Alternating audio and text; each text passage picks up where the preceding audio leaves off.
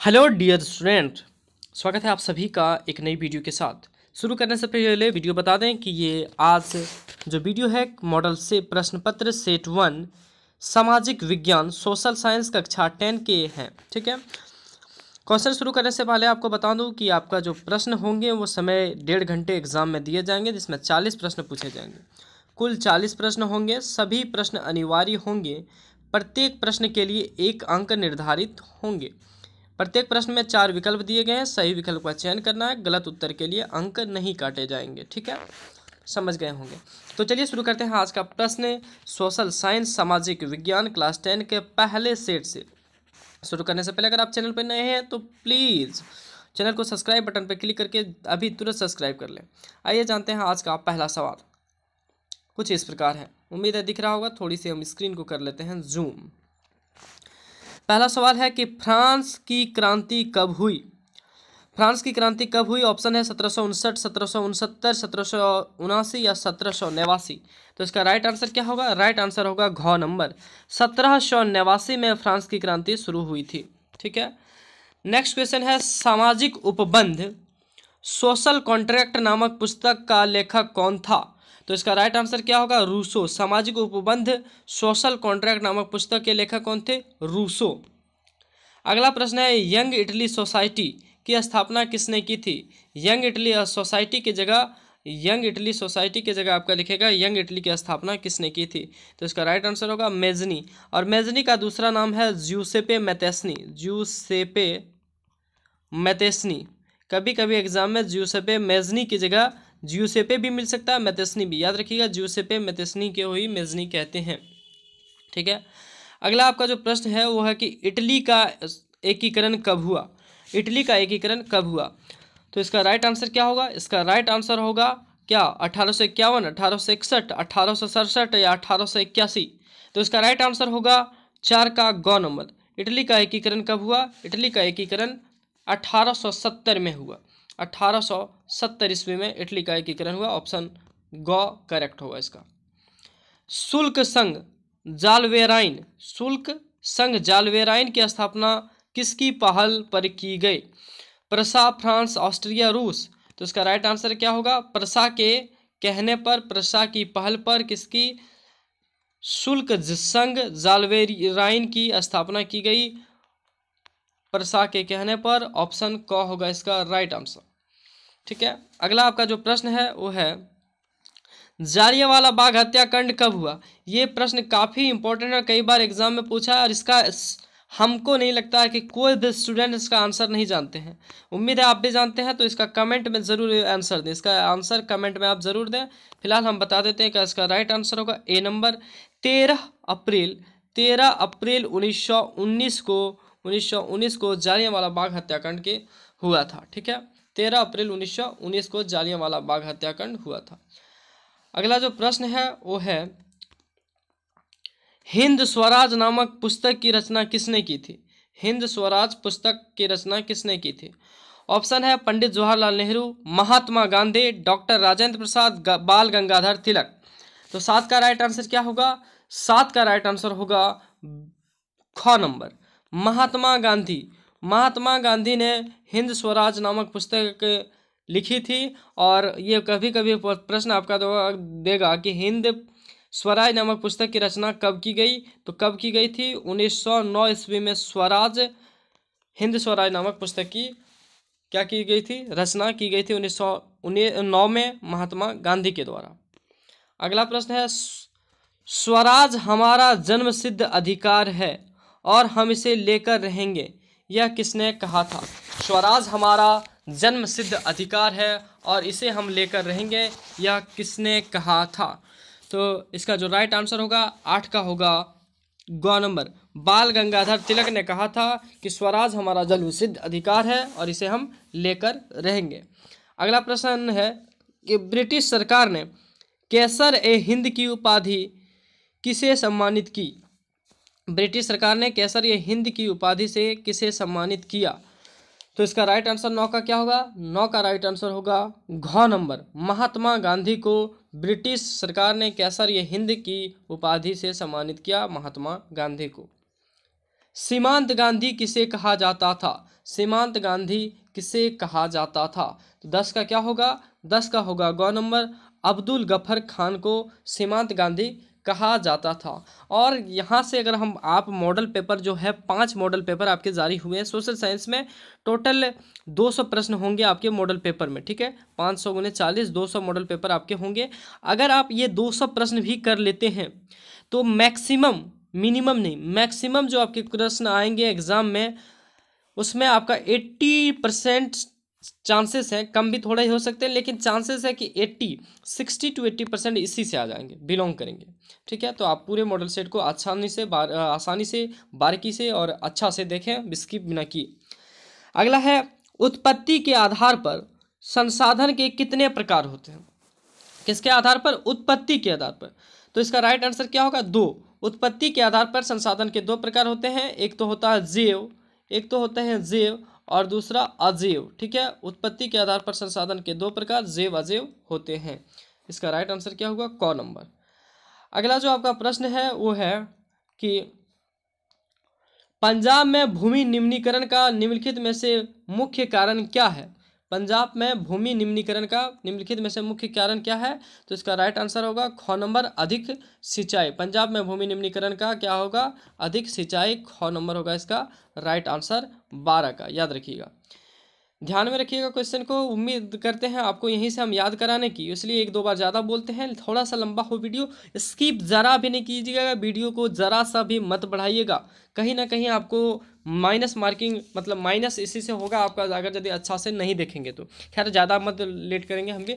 तो 13 का right answer क्या होगा? 13 नंबर प्रश्न है, ध्यान से सुनिए कि प्रथम पृथ्वी सम्मेलन का आयोजन किस वर्ष किया गया? प्रथम कृषि सम्मेलन का आयोजन किस वर्ष किया गया?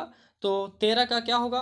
13 का राइट आंसर होगा ए नंबर, क नंबर, 1992 में। 1992 में किसका? प्रथम पृथ्वी सम्मेलन का आयोजन किया गया। अगला है, किस राज्य में काली मृदा मुख्य रूप से नहीं पाई जाती है? किस राज्य में काली मृदा मुख्य रूप से नहीं पाई जाती है? ऑप्शन है महाराष्ट्र, गुजरात, मध्य प्रदेश, राजस्थान। तो इसका राइट आंसर क्या होगा? 14 का राइट आंसर होगा घ नंबर। राजस्थान में काली मृदा नहीं पाई जाती है, महाराष्ट्र में पाई जाती है, महाराष्ट्र में काली मृदा पाई जाती है, मध्य प्रदेश में, गुजरात में पाई जाती है। तो कहाँ नहीं पाई जाती है? राजस्थान में। घ नंबर होगा 14 का राइट आंसर। अगला जो आपका प्रश्न है कि इनमें से कौन सी टिप्पणी प्राकृतिक वनस्पति जात और प्राणी जात के ह्रास का सही कारण नहीं है? एक बार प्रश्न और ध्यान से सुनिए कि इनमें से कौन सी टिप्पणी, कौन सा विचार प्राकृतिक वनस्पति जात और प्राणी जात के ह्रास का सही कारण नहीं है? कृषि प्रसार, ठीक है, यहाँ थोड़ा आप दिखने में होगा, कृषि प्रसार, वृहद स्तरीय विकास परियोजनाएं, पशुचारण और ईंधन लकड़ी एकत्रित करना, तीव्र औद्योगिकरण और शहरीकरण। तो इसका राइट आंसर क्या होगा? 15 का होगा ए नंबर। ये जो बाकी कथन है पूछा है कौन सा कारण सही नहीं है, ठीक है, सही नहीं है। बाकी ये सही है कि प्राकृतिक वनस्पति जात में जो ह्रास है, ये सब तीनों कारण सही, ये कारण सही नहीं है। और हमारे क्वेश्चन जो है उसमें पूछा कारण सही नहीं है, तो ये कारण सही नहीं है, क नंबर कृषि प्रसार, ठीक है।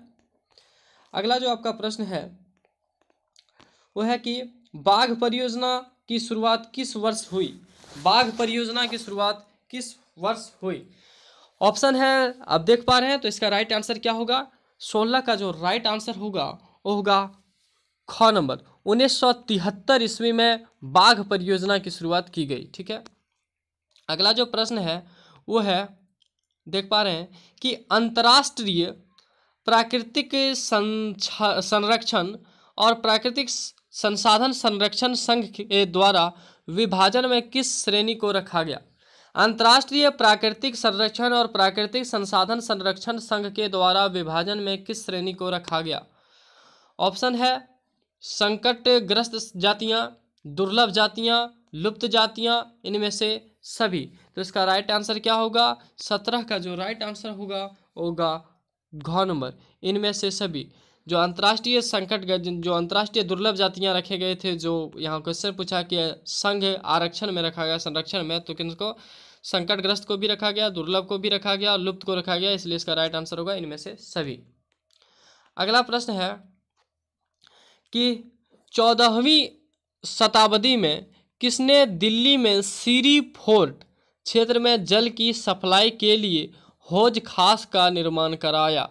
हौज खास का निर्माण कराया। तो इसका राइट आंसर क्या होगा? इसका जो राइट आंसर है वो होगा खलनी। क्या होगा? खलनी, खलनी। ऑप्शन में नहीं दिया है। हालांकि अगर आपके बोर्ड एग्जाम में फाइनल जो आपका एग्जाम होगा उसमें अगर ये ऑप्शन किसी में ऑप्शन में सही आंसर नहीं है तो उसका नंबर आपको फ्री में मुफ्त में दिया जाएगा। तो याद रखिएगा 14वीं शताब्दी में किसने दिल्ली में सीरी फोर्ट क्षेत्र की जल सप्लाई के लिए हौज खास का निर्माण कराया? तो इसका राइट आंसर होगा, क्या होगा? खलनी। इसका राइट आंसर होगा खलनी, खलनी, खलनी, याद रखिएगा। ठीक है, अगला प्रश्न है आपका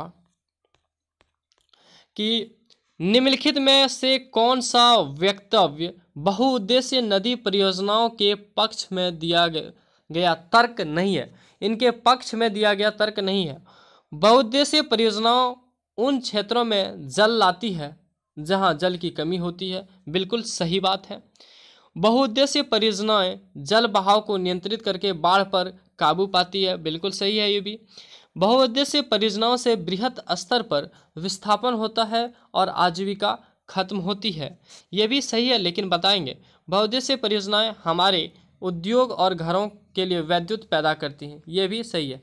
तो इसमें पूछा है कि कौन सा इसके पक्ष में तर्क नहीं दिया गया, इनके पक्ष में कौन सा नहीं है? गौ नंबर बोला कि बहुउद्देशीय परियोजनाओं से बृहत स्तर पर विस्थापन होता है और आजीविका खत्म होती है। पक्ष मतलब इसके उपयोग में, इसके समर्थन में बाकी सब है कि जिस क्षेत्रों में जल नहीं होती वहाँ जल पहुँचाती है, जहाँ पर मतलब जल का बहाव है वहाँ नियंत्रित करती है, विद्युत पैदा करती है। बाकी सब कथन क्या है? सही है और इनके पक्ष में है। तो इनके पक्ष में कौन नहीं है? इनके पक्ष में नहीं है। बहुउद्देशीय परियोजनाओं से बृहत स्तर पर विस्थापन होता है और आजीविका खत्म होती है। अगला प्रश्न है 20 नंबर, सरदार सरोवर बांध किस नदी पर बनाया गया है? तो 20 का क्या होगा राइट आंसर? 20 का राइट आंसर होगा गौ नंबर, नर्मदा नदी पर सरदार सरोवर बांध बनाया गया है, याद रखिएगा। सामान्यतः किसी देश का विकास किस पर निर्धारित किया जा सकता है? प्रति व्यक्ति आय पर, सही है। औसत साक्षरता दर, लोगों की स्वास्थ्य स्थिति, उपरोक्त सभी। तो इसका राइट आंसर होगा घ नंबर, उपरोक्त सभी। विकास जो है किसी देश का वो प्रति व्यक्ति आय पर भी डिपेंड करता है, औसत साक्षरता दर पर भी डिपेंड करता है, लोगों के स्वास्थ्य स्थिति पर भी डिपेंड करता है। तो इसलिए इसका राइट आंसर होगा घ नंबर। अगला प्रश्न है आपका 22 नंबर। मान लीजिए कि किसी देश में 4 परिवार हैं। इन परिवारों की प्रति व्यक्ति आय 5,000 रुपया है।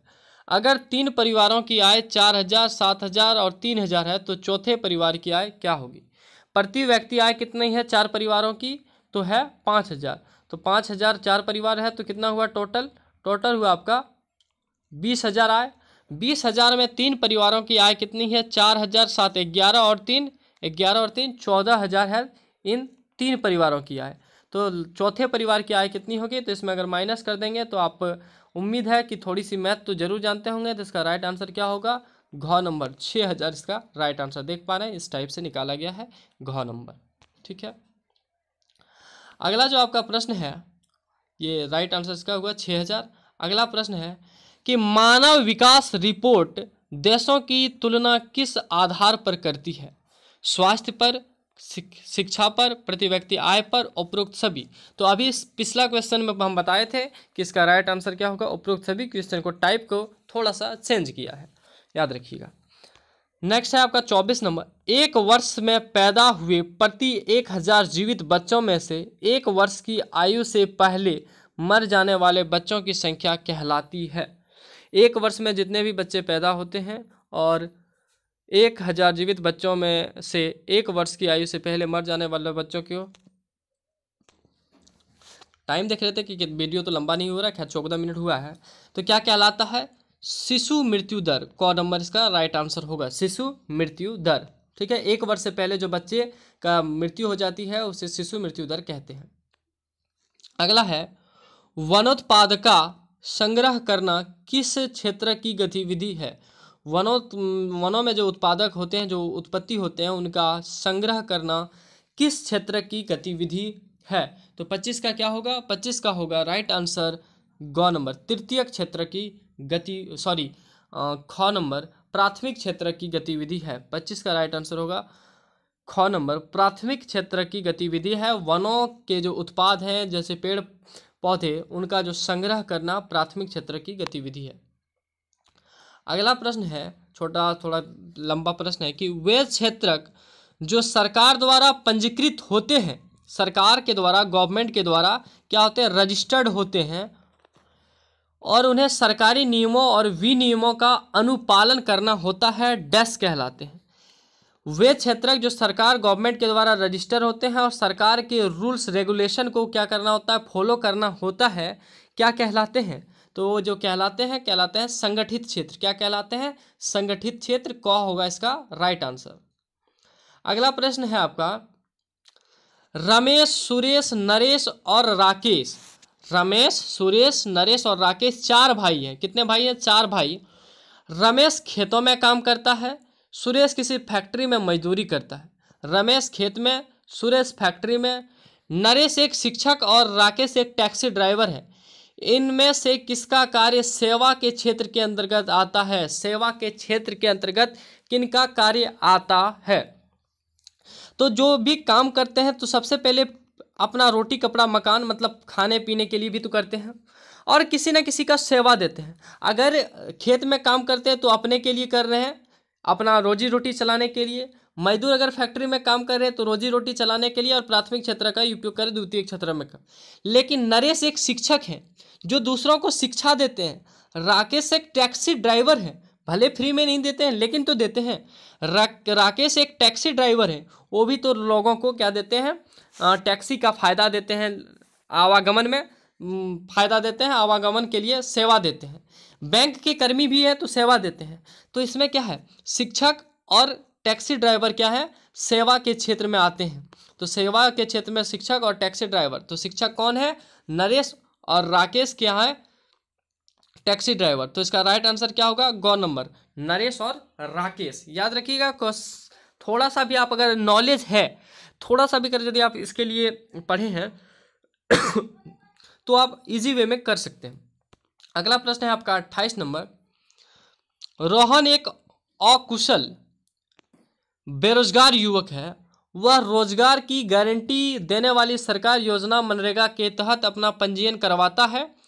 रोहन को वर्ष में कितने दिनों के रोजगार की गारंटी मिलेगी?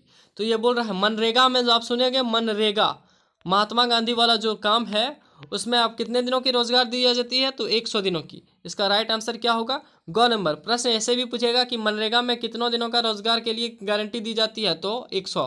ठीक है, इसका राइट आंसर ग नंबर। अगला प्रश्न है आपका 29 नंबर, एक खेत में लक्ष्मण और उसके परिवार के 4 व्यक्ति काम करते हैं जिसमें सालाना 20 क्विंटल गेहूं का उत्पादन होता है। लक्ष्मण के चचेरे भाई करण ने 1 वर्ष तक लक्ष्मण और उसके परिवार के साथ मिलकर कार्य किया, परंतु उस वर्ष कुल उत्पादन में कोई वृद्धि नहीं हुई। इस कारण की परिस्थिति को किस श्रेणी में रखा गया? तो इसका राइट आंसर क्या होगा? 29 का जो होगा राइट आंसर होगा ए नंबर। चूँकि कृषि से संबंधित है, खेती बाड़ी से संबंधित है, तो कृषि के संबंधित कौन सी होती है? मौसमी बेरोजगारी होगा इसका राइट आंसर क नंबर। ठीक है, अगला जो प्रश्न है कि अर्थव्यवस्था में से प्रत्येक क्षेत्र के अंतिम उत्पाद की ही गणना क्यों की जाती है?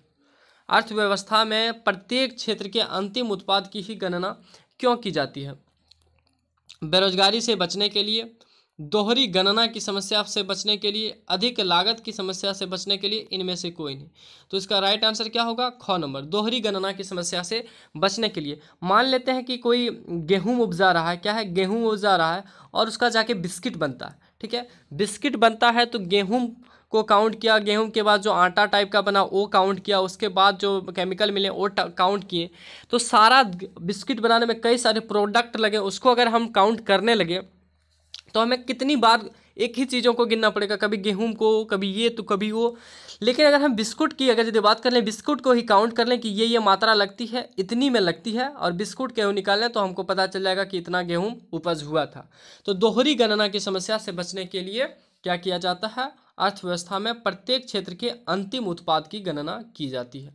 ठीक है, नेक्स्ट है आपका कि सत्ता की साझेदारी के संबंध में निम्न में से कौन सा कथन असत्य है। सत्ता के साझेदारी के कथन, याद थोड़ा सा भी क्वेश्चन को पढ़ेंगे ना तो ध्यान रखिएगा, कभी कभी असत्य और सत्य को लेकर यहाँ क्या पूछा, असत्य। तो प्रश्न ऑप्शन है सत्ता की साझेदारी लोकतंत्र के लिए लाभकार है। जी बिल्कुल है, सत्ता की अगर साझेदारी करेंगे तो लोकतंत्र अच्छा से चलेगा। इससे सामाजिक समूहों में टकराव का अंदेशा घटता है। जो सामाजिक समूह है उसमें जो है टकराव के अंदेशा क्या हो जाते हैं, घट जाते हैं। कोई भी देश है उसमें सामाजिक समूह है तो उसका टकराव का जो अंदेशा है क्या हो जाते हैं, घट जाते हैं। ठीक है, यह अस्थिरता एवं आपसी फूट को बढ़ाती है। गलत बात है। क्या सत्ता की साझेदारी, सत्ता की बंटवारे आसानी से मतलब सभी मिल बांट के चलाने से क्या आपसी फूट बढ़ जाती है? नहीं। सत्ता में लोगों की भागीदारी बढ़ती है। जी, आप भी चुनाव में खड़े हो सकते हैं, सत्ता में आपका भी हिस्सा है।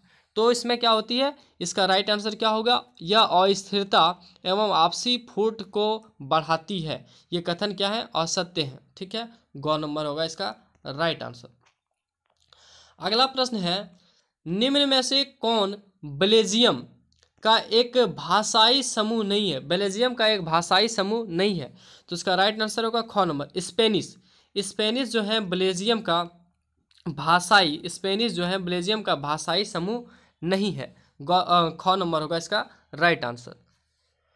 स्वतंत्र राष्ट्र बनने के बाद श्रीलंका में किसे राजभाषा घोषित किया गया। जब स्वतंत्र राष्ट्र बना श्रीलंका तो कौन से राजभाषा को घोषित किया गया, तो 33 का राइट आंसर होगा घ नंबर, सिंहली को। स्वतंत्र राष्ट्र बनने के बाद श्रीलंका में कौन सी भाषा को राजभाषा घोषित किया गया, सिंहली को। याद रखिएगा, सिंहली को। अगला आपका प्रश्न है, श्रीलंका कब स्वतंत्र राष्ट्र बना। श्रीलंका कब स्वतंत्र राष्ट्र बना, 1945, 46, 48, 47। तो इसका राइट आंसर होगा 34 का 1948, घ नंबर। श्रीलंका 1948 1948 में स्वतंत्र राष्ट्र बना। याद रखिएगा, ये क्वेश्चन है आपका वेरी वेरी इंपॉर्टेंट। अगला है, निम्न में से कौन संघवाद की एक विशेषता नहीं है। विशेषता नहीं है। ऑप्शन है, यह सरकार का 2 या 2 से अधिक स्तरों वाली होती है। यहाँ सरकार 2 या 2 से अधिक स्तरों वाली होती है, ये सही है। अलग अलग स्तर की सरकार एक ही नागरिक समूह पर शासन करती है, सही बात है ये भी। अगला है कि विभिन्न स्तरों की सरकारी के अधिकार क्षेत्र संविधान में स्पष्ट रूप से वर्णित नहीं होते हैं, ये आपका विशेषता नहीं है। अदालतों को संविधान और विभिन्न स्तर की सरकारों के अधिकारों की व्याख्या करने का अधिकार है, तो ये भी सही है।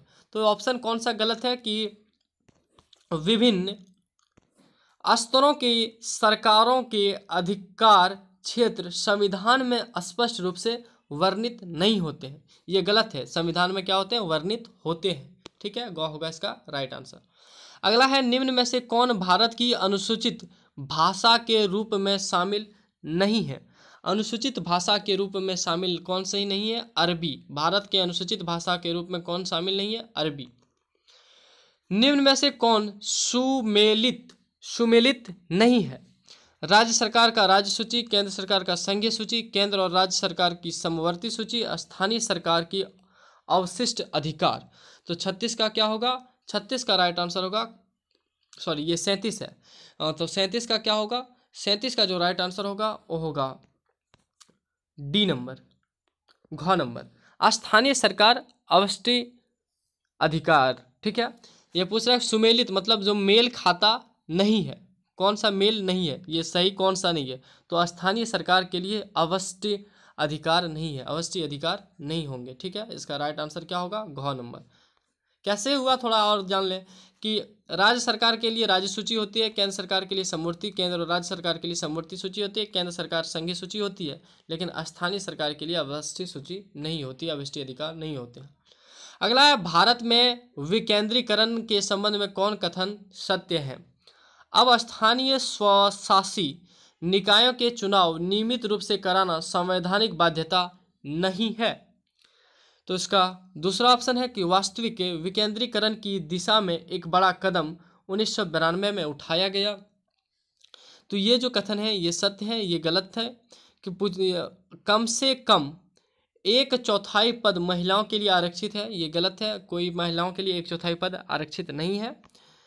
पंचायत और नगरपालिका चुनाव कराने के लिए राष्ट्रीय चुनाव आयोग नामक स्वतंत्र संस्था का गठन किया गया है, नहीं। इसमें तो राज्य पंचायत चुनाव के लिए तो राज्य सरकार का गठन किया गया है, राज्य निर्वाचन आयोग का गठन किया गया है। और तो इसका राइट आंसर क्या होगा कि विकेंद्रीकरण के संबंध में कौन सा कथन सत्य है? कथन है कि वास्तविक विकेंद्रीकरण की दिशा में बड़ा कदम 1992 में उठाया गया, ये कथन है आपका सत्य। अगला प्रश्न है, निम्न में से कौन सुमेलित नहीं है? सेम उसी टाइप का कोई प्रश्न पूछा गया है। वर्ग विशेष के हित समूह, तो इसको हम बता देते हैं। तो इसका राइट आंसर डायरेक्ट होगा 39 नंबर का घ नंबर। दबाव समूह राजनीति में सीधे भाग लेते हैं, ये कथन सुमेलित नहीं है। दबाव समूह राजनीति में सीधे भाग नहीं लेते हैं, ये कथन आपका सही नहीं है, इसलिए इसका राइट आंसर होगा घ नंबर। निम्न में से कौन सुमेलित नहीं है? कई क्वेश्चन सुमेलित से पूछे गए हैं, आपको सभी को ध्यान से पढ़ना है। नर्मदा बचाओ आंदोलन एक मुद्दे पर आधारित आंदोलन है, ये बिल्कुल सही है। खाद्य विक्रेताओं का संघ दबाव समूह कहलाता है, गलत है। तृणमूल कांग्रेस राजनीतिक दल है, कहाँ के? बंगाल के, पश्चिम बंगाल के, ये भी कथन सही है। श्रीलंका संघात्मक शासन प्रणाली है, ये भी कथन सही है। तो कौन से कथन सही नहीं है? तो ख नंबर सही नहीं है, सुमेलित नहीं है। इसका राइट आंसर क्या होगा? इसका जो राइट आंसर होगा वो होगा ख नंबर, जो कथन क्या है? सुमेलित नहीं है। टोटल आपके 40 प्रश्न हो चुके हैं कंप्लीट सोशल साइंस के। किसके? सोशल साइंस, सामाजिक विज्ञान के। और ये था आपका पहला सेट।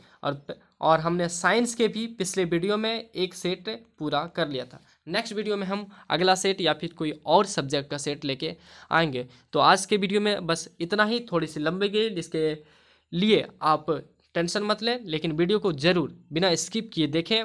अगर आप टोटल वीडियो को देखते हैं तो आपके एग्ज़ाम, मेरी जहाँ तक उम्मीद है, अगर आप अच्छे से देखते हैं तो कोई भी स्टूडेंट्स बिना सही लगाए अपना आंसर नहीं आएंगे। काफ़ी क्वेश्चन आप सही करेंगे। तो मिलते हैं फ्रेंड्स नेक्स्ट वीडियो में, तब तक के लिए आप सभी को धन्यवाद। अगर आप चैनल पर नए हैं तो सब्सक्राइब कर लें, अपने दोस्तों के साथ शेयर करें। जय हिंद, वंदे मातरम।